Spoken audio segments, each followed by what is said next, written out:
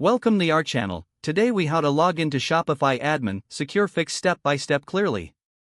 Open your web browser. Type in the Shopify login URL, www.shopify.com/login. Press enter to navigate to the login page.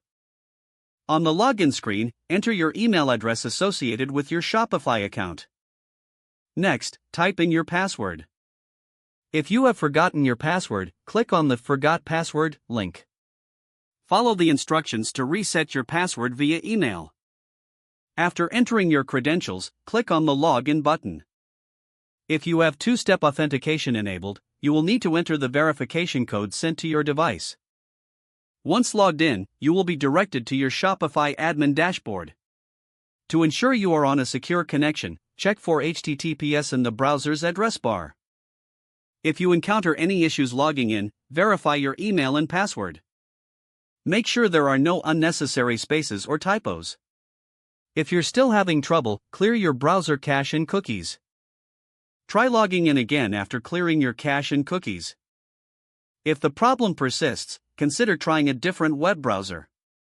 You can also attempt to log in from a different device. For ongoing issues, reach out to Shopify support for assistance. Once logged in, you can access all your Shopify settings and management tools securely.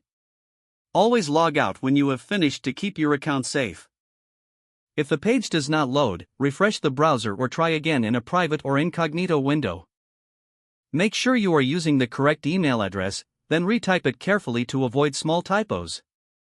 If your password is not accepted, use the reset option and create a new strong password you can remember.